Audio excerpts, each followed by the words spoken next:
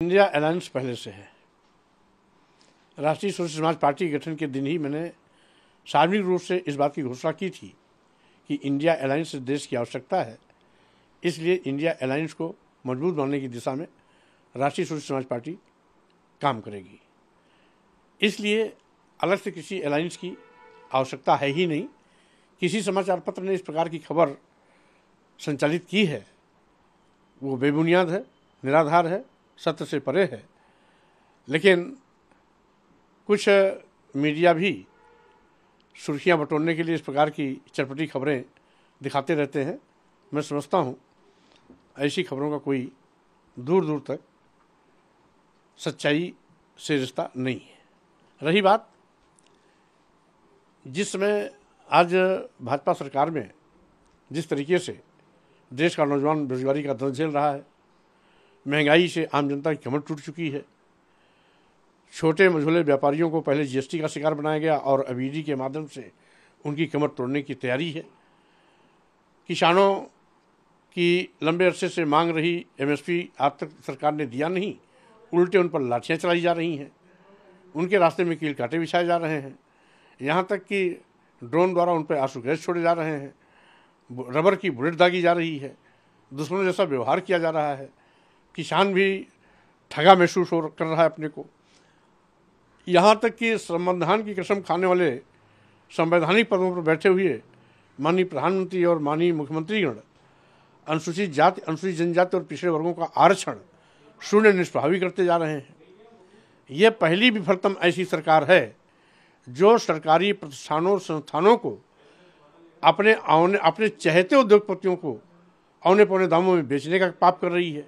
देश के सभी बंदरगाह बेच दिए गए, एयरपोर्ट बेच दिया गया, एयर इंडिया बेच दिया गया, सभी रेलवे स्टेशन बेच दिए गए, कई दर्जन ट्रेनें अपने चहेते उद्योगपतियों को दे दिया गया, एलआईसी जैसी बड़ी संस्था दे दी गई।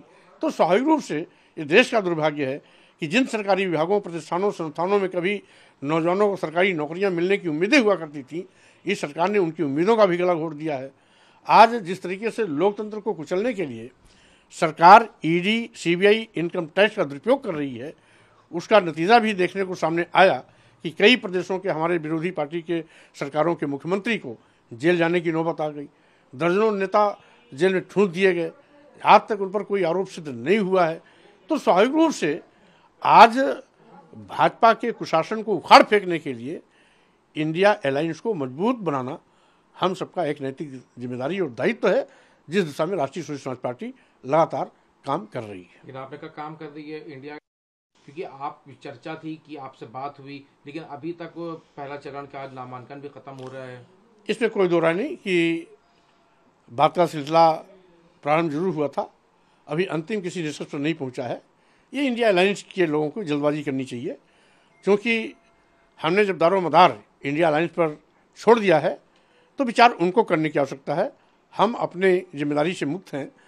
और रही बात, मैं अपने कमिटमेंट पर आज भी कायम हूँ, लेकिन इतना ज़रूर है कि इंडिया अलायंस के नेताओं से मेरा केवल इतना ही सलाह है कि इंडिया अलायंस को मजबूत बनाने की दिशा में यदि आपको कुछ टिकट अपने सहयोगी दलों को देना पड़ता है तो देना चाहिए। अब जैसे मेरी मान्यता है कि अगर भीम आर्मी के राष्ट्रीय अध्यक्ष चंद्रशेखर जी को अगर एक टिकट दे दिया जाता तो इंडिया अलायंस का कुछ बिगड़ता नहीं, लेकिन उस एक टिकट से पूरे प्रदेश में वोट इनका बढ़ता। पल्लवी पटेल एक टिकट मांग रही, अगर पल्लवी पटेल को ये टिकट मिल जाता तो शायद इंडिया अलायंस के ग्राफ में बढ़ोतरी होती। तो इस प्रकार से जो इंडिया अलायंस को मजबूत बनाने की दिशा में काम कर रहे हैं, उनके संयोजन के लिए भी इंडिया अलायंस के नेताओं को तैयार रहना चाहिए। नेताओं का नाम लिया और आपका भी उसमें एक नाम अगर शामिल कर दिया जाए, अगर उनको, आपको भी, आपकी पार्टी को अगर इसमें मजबूत बनाने की दिशा में मैं काम करता रहूँगा, भले हमें कुछ भी और राजनीतिक फैसला लेने पड़े, लेकिन इंडिया अलायंस को मजबूत बनाने की दिशा में काम चलता रहेगा। कहा गया कि आपकी कांग्रेस खेमे में चर्चा तो इंडिया अलायंस की पार्टियों के नेताओं से मेरी हुई है, लेकिन जब तक अंतिम नतीजा कोई ना आए उस पर कुछ भी कहना थोड़ा जल्दबाजी। क्या दरवाजे अभी एनडीए के लिए खुले हुए, बीजेपी का वाला जो एनडीए उसके लिए अभी दरवाजे हैं? देखिए, गुंजाइश अब दरवाजा खुला या नहीं खुला है तो ये तो इंडिया अलायंस के लोगों को तय करना है।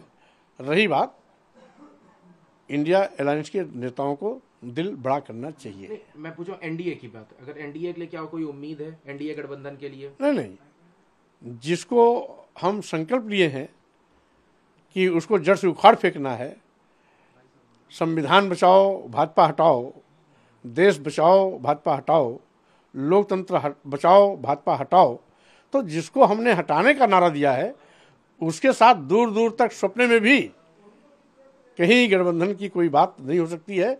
उसके विषय में सोचना भी हम समझते हैं वह देश के लिए खतरा है।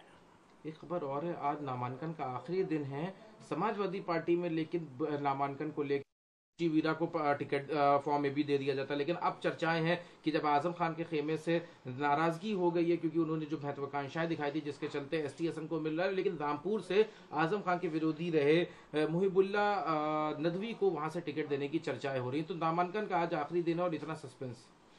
देखिए, चूंकि आजम खान साहब समाजवादी पार्टी के बहुत कद्दावर नेताओं में से रहे हैं, उनमें और राष्ट्रीय अध्यक्ष अखिलेश यादव में क्या बात हुई है उसके विषय में मैं ना कोई नकारात्मक टिप्पणी कर सकता हूं, न सकारात्मक कर सकता हूं, क्योंकि आपसी वार्तालाप का मेरे पास कोई रिकॉर्ड नहीं है और बिना जानकारी के कुछ भी कहना हम समझते हैं ठीक बात नहीं। क्या लग रहा है कि समाजवादी पार्टी में जब आप भी थे और अब आप पार्टी में नहीं है, तो क्या कुछ ऐसी वजह रहती है कि आखिरी टाइम पे इस तरह के सस्पेंस, क्योंकि पहले भी देखा गया कई बार ऊंच नीच का जो मामला रहता है या जो भी असमंजस की स्थिति रहती है वो हमेशा बरकरार क्यों रहती, क्यों कॉन्फिडेंस में नेता नहीं रहते हैं समाजवादी पार्टी? अब समाजवादी पार्टी, चूंकि समाजवादी पार्टी में मैं नहीं हूँ, इसलिए समाजवादी पार्टी के विषय में कोई टिप्पणी नहीं करना चाहता। सर, एक सवाल और, कहा कि ये शक्ति का स्वरूप है ये महिला और जिनकी भागीदारी की बहुत जरूरत है। अब हमने पहले भी कहा, भारतीय जनता पार्टी अपने स्वार्थ में फार्मूले बनाती है, फार्मूले बिगाड़ती भी है। वो शायद मणिपुर की घटना, मणिपुर के पीड़ितों की व्यथा, वहाँ पर हो रहे नरसंहार, महिलाओं के साथ हो रहे दुराचार बलात्कार की तमाम वो घटनाएं जो देश को दहला देने वाली हैं, मानवता को शर्मसार करने वाली हैं, शायद उनकी नज़र वहाँ नहीं गई है। इसलिए यह कब क्या करेंगे भाजपा के अलावा कोई नहीं बता सकता है।